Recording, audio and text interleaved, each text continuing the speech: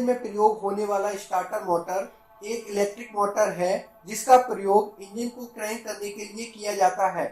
Starter motor में एक pinion होती है जो क्रैंकशाफ्ट पर लगे फ्लाईव्हील के रिंग गियर से जुड़कर फ्लाईव्हील को घुमाती है।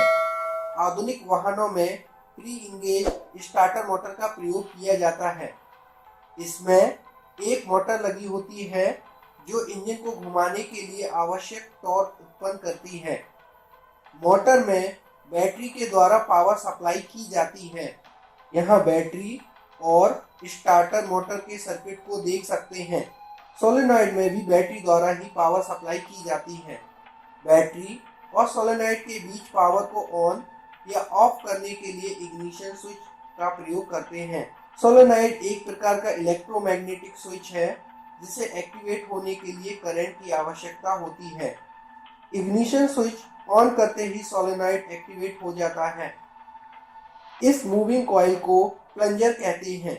यह प्लंजर कॉइल के साथ पीछे की तरफ आकर कॉन्टैक्टर स्विच में लगे दोनों टर्मिनल को आपस में जोड़ देता है, जिसके फलस्वरूप स्टार्टर मोटर घूमने लगती है। इस प्रकार बैटरी और स्टार्टर मोटर के बीच सर्किट पूरा होता है। इग्निशन स्विच बंद करने पर सोलेनॉइड डीएक्टिवेट हो जाता है और बैटरी से स्टार्टर मोटर को जाने वाली सप्लाई रुक जाती है। बैटरी से स्टार्टर मोटर को डायरेक्ट पावर सप्लाई न देकर इनके बीच सोलेनॉइड और कॉन्टैक्टर स्विच का उपयोग करते हैं, क्योंकि स्टार्टर मोटर को अधिक पावर की आवश्यकता होती है और इसे घुमाने के लिए बहुत अधिक करंट की आवश्यकता होती है।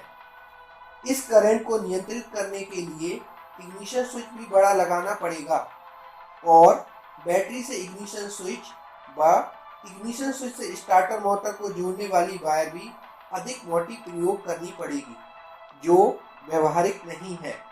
इस कारण सोलेनॉइड का प्रयोग करते हैं, जो अपेक्षाकृत बहुत कम करंट में ही एक्टिवेट हो जाता है। सोलेनॉइड का एक अन्य महत्वपूर्ण कार्य स्टार्टर मोटर में लगे पिनियन को फ्लाईव्हील के रिंग गियर से जोड़ना भी है। यह घुमाव पिनियन को फ्लाईव्हील पर बने दांतों से मिलने में सहायता करता है। पिनियन को फ्लाईव्हील से जोड़ने के साथ ही कॉन्टैक्टर स्विच स्टार्टर मोटर को पावर सप्लाई से जोड़ देता है और स्टार्टर मोटर घूमने लगती है। यहाँ यह देख सकते हैं, फ्लाईव्हील की तुलना में पिनियन पर दांतों की संख्या कम होती है। ऐसा क्रैंकशाफ्ट को घुमाने के लिए आवश्यक टॉर्क को प्राप्त करने के लिए किया जाता है। यह टॉर्क अभी भी पर्याप्त नहीं होता है। इस टॉर्क को और अधिक बढ़ाने के लिए प्लेनेटरी गियर रिडक्शन का प्रयोग किया जाता है। प्लेनेटरी गियर रिडक्शन द्वारा अधिक गियर रिडक्शन होता है। इस असेंबली में सन गियर, रिंग गियर, कैरियर और प्लेनेट गियर लगे होते हैं। इसमें रिंग गियर फिक्स होता है, सन गियर इनपुट होता है और प्लेनेट कैरियर आउटपुट होता है। अब फ्लाईव्हील को पिनियन तथा प्लेनेट गियर असेंबली के द्वारा इंजन को घुमाने के लिए पर्याप्त टॉर्क उपलब्ध होता है।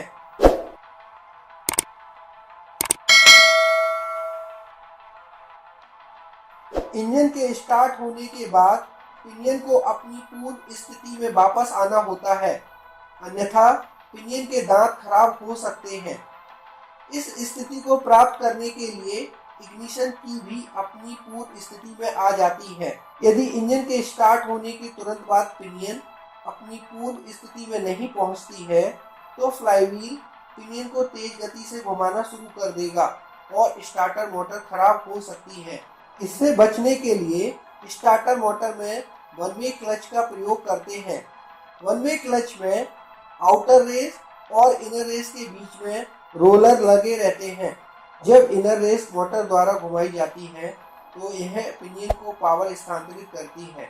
जैसे ही इंजन स्टार्ट हो जाता है और फ्लाईव्हील पिनियन को तेज गति से घुमाना शुरू कर देता है, रोलर रिलीज होकर पावर के प्रवाह को रोक देते हैं।